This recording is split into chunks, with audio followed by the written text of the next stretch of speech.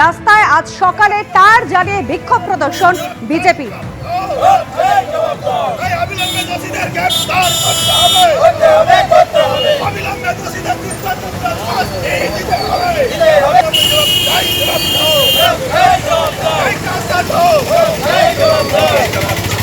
সোমনাথ দাস আমাদের প্রতিনিধি রয়েছেন আমাদের সঙ্গে। সোমনাথ, মঙ্গলবার চন্দ্রকোনা চলো ডাক দিয়েছেন, বিরোধী দলনেতা নিজে থাকবেন। আজ কোথায় কোথায় বিক্ষোভ দেখালো বিজেপি? গতকাল রাত্রে যে ঘটনা ঘটেছিল, তারপর গ্রেপ্তারির দাবিতে, সেই ঘটনার গ্রেপ্তারির দাবিতে শুভেন্দু অধিকারী, বিরোধী দলনেতা শুভেন্দু অধিকারী যখন থানায় অবস্থান বিক্ষোভ করেন এবং তার বক্তব্য ছিল যে যতক্ষণ পর্যন্ত না দোষীদের গ্রেপ্তার করা হবে ততক্ষণ পরিণতি অবস্থান চলবেন না।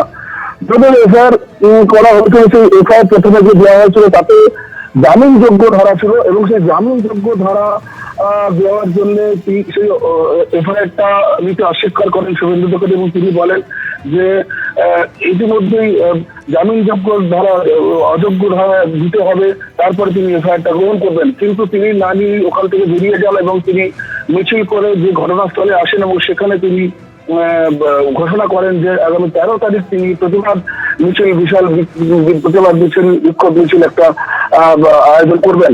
এবং সেই সঙ্গে গতকাল রাতেই তুমি রাজ্যের বিভিন্ন জায়গায় দেখেছো যে বিজেপির পক্ষ থেকে প্রতিবাদ করা হয়। আজও মেদিনীপুর শহরেও বিজেপির পক্ষ থেকে প্রতিবাদ করা হয়, বিক্ষোভ করা হয়। এবং উল্টো দিকে যেটা দেখা যাচ্ছে যে 13 তারিখ, আগামী 13 তারিখ যে বিজেপির যে প্রতিবাদ কর্মসূচি রয়েছে তার আগেই আজ তৃণমূলের পক্ষ থেকে জানানো হয়েছে যে আজ তৃণমূলের পক্ষ থেকে একটি বিক্ষোভ মিছিল এই চন্দ্রকোনা রোডের বুকে করা হবে বলে জানিয়েছে তৃণমূলের পক্ষ থেকে। ধন্যবাদ সোমনাথ।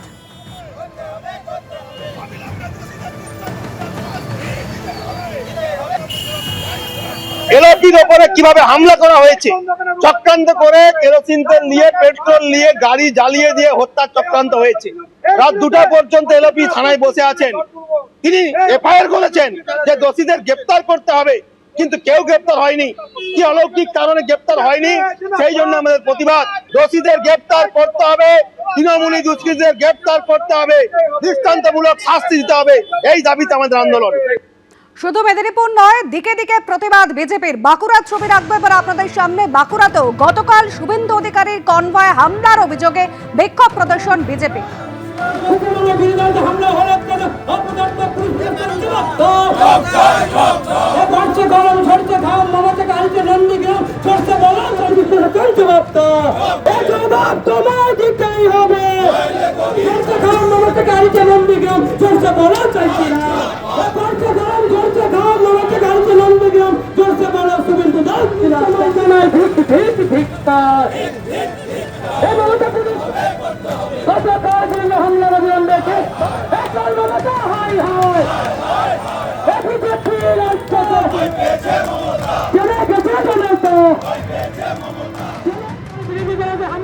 গতকাল চন্দ্রকোনা রোডে তার গাড়িতে লাঠি দিয়ে মারা হয়েছে, রীতিমতো ধস্তাধস্তি, স্লোগান পাল্টা স্লোগান। বিরোধী দলনেতা যখন এই অভিযোগ করছেন, তারপর পুলিশ বিচ হাউসে 5 ঘন্টা ধরে অবস্থানে বসেন। পাল্টা পুলিশের কি বক্তব্য রাখবো আপনাদের সামনে।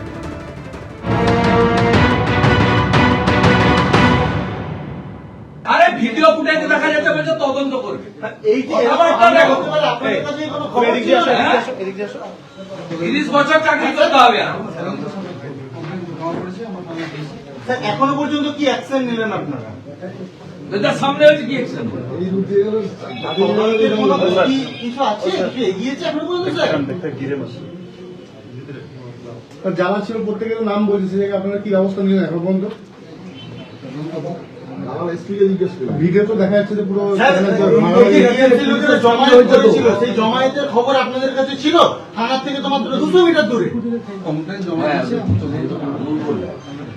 থানার থেকে 200 মিটার দূরে টিএমসি লোকেরা যদি জমায়েত করে থাকে বা যে কেউ জমায়েত করে, আপনার কাছে খবর ছিল?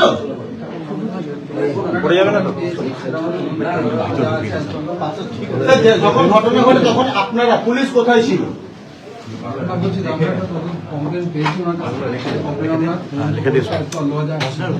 যখন ঘটনাটা ঘটে তখন পুলিশ কোথায় ছিল? শুভেন্দু অধিকারীর কনভয় গতকাল হামলার অভিযোগ, এবার পাল্টা অভিযোগ দায়ের করা হলো তৃণমূল কংগ্রেসের তরফে। শুভেন্দু অধিকারীর সঙ্গে থাকা সিআরপিএফ জওয়ানদের বিরুদ্ধে গড়বেতা থানায় নালিশ জানানো হয়েছে। চন্দ্রকোনা রোডে তৃণমূলের কর্মসূচি চলছিল। শুভেন্দু অধিকারী তিনি যখন যাচ্ছিলেন, তার কনভয় যখন যাচ্ছিল, সেই সময় স্লোগান দেওয়া হয়। রীতিমতো তৃণমূল বিজেপির মধ্যে ধস্তাধস্তি হয়েছে। আর এবার তৃণমূল কংগ্রেসের তরফ থেকে পাল্টা অভিযোগ দায়ের করা হয়েছে। সোমনাথ দাস আমাদের প্রতিনিধি রয়েছেন আমাদের সঙ্গে টেলিফোন লাইনে। সোমনাথ, কি মর্মে তৃণমূল অভিযোগ দায়ের করেছে, কি অভিযোগ তাদের সিআরপিএফ জওয়ানদের বিরুদ্ধে? তুমি জানো যে গতকাল যখন তৃণমূল কংগ্রেসের যে কর্মী সমর্থকরা শুভেন্দু অধিকারী কনভয়ে হামলা করেছে বলে অভিযোগ করেছে শুভেন্দু অধিকারী, এবং সেই সঙ্গে সঙ্গে গতকাল রাত্রিতে প্রায় 5 ঘন্টা ধরে অবস্থানে বসেছিলেন ওই চন্দ্রকোনা রোডের বিট হাউসে। এই অবস্থান করার পর ওখানে তিনি অভিযোগ দায়ের করেন বিজেপির তৃণমূলের বেশ কিছু কর্মী সমর্থকের বিরুদ্ধে মর্দনের নামে। উল্টো দিকে দেখা যাচ্ছে যে তৃণমূলের পক্ষ থেকে যেটা জানানো হচ্ছে যে তৃণমূল কংগ্রেসের কর্মীরা ওখানে তারা নিজেদের কর্মসূচি পালন করছিল।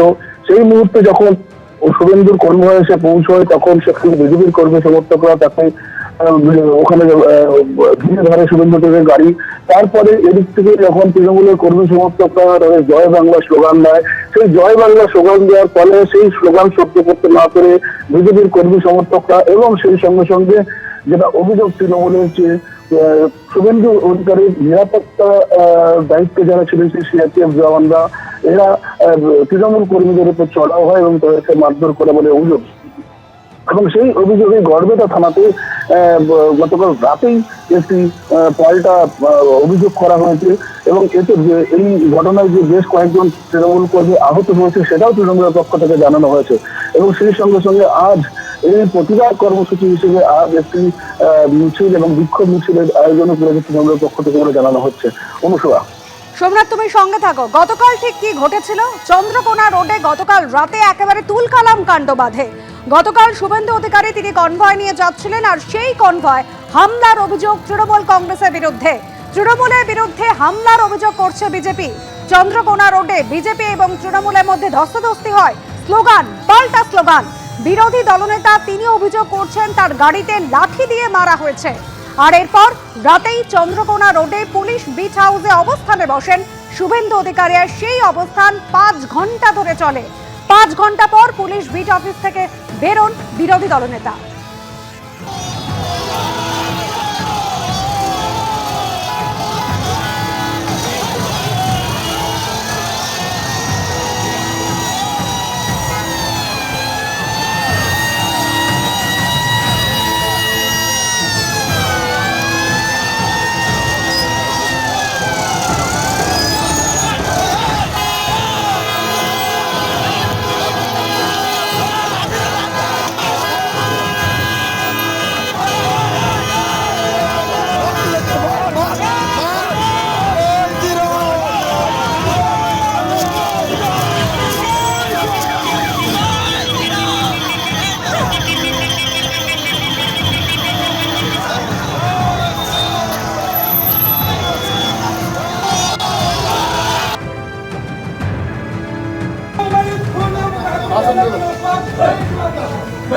এইখানে বসলাম যতক্ষণ এটা অ্যারেস্ট করবেন।